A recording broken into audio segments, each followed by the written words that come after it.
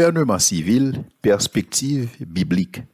Dans le dernier épisode là, nous avons regardé le gouvernement civil dans l'Ancien Testament.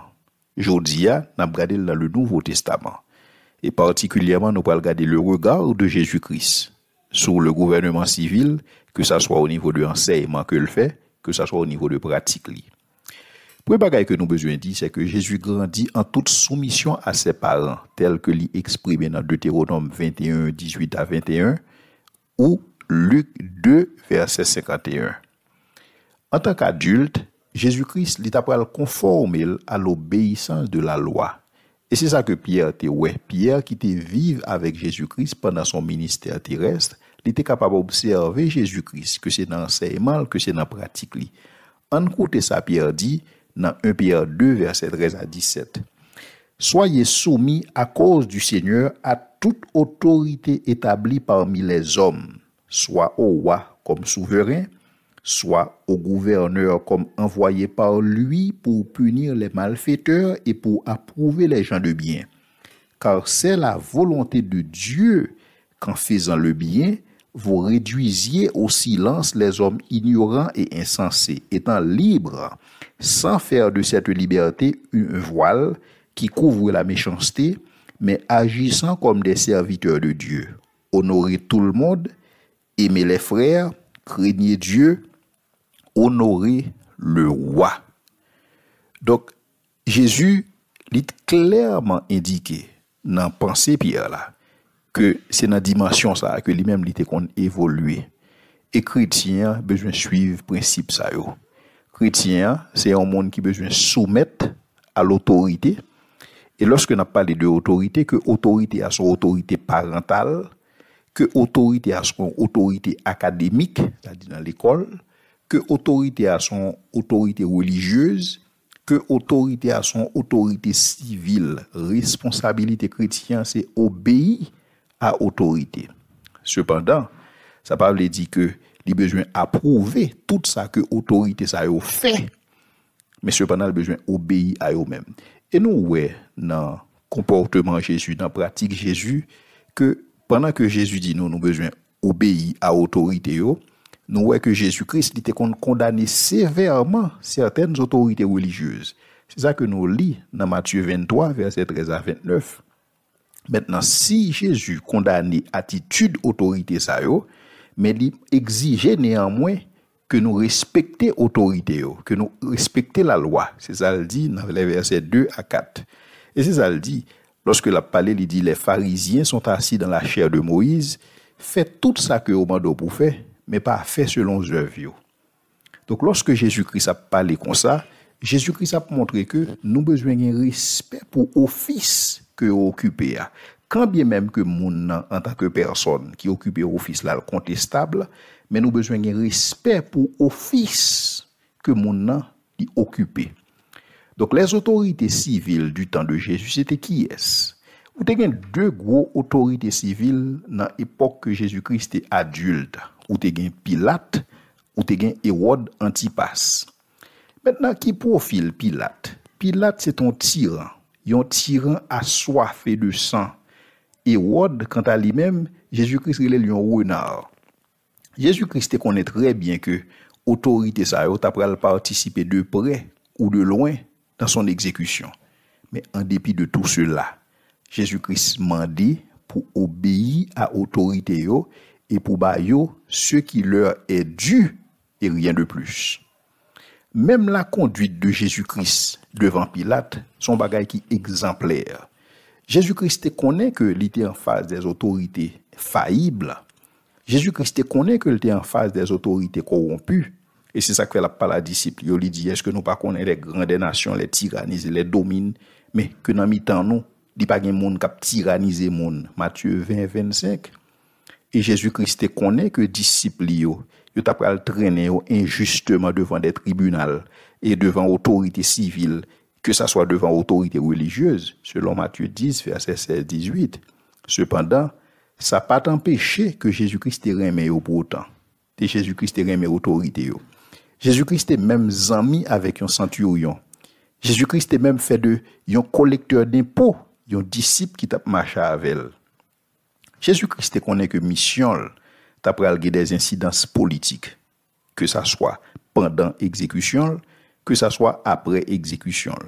Parce que Jésus-Christ a fait des déclarations qui étaient carrément nuisibles pour l'établissement là à cette époque, lorsque la présenté était comme roi, or son seul roi gagné. Donc, de plus, non seulement Jésus lui présentait tête comme roi, mais Jésus a parlé que disciples pour régner ensemble avec elle.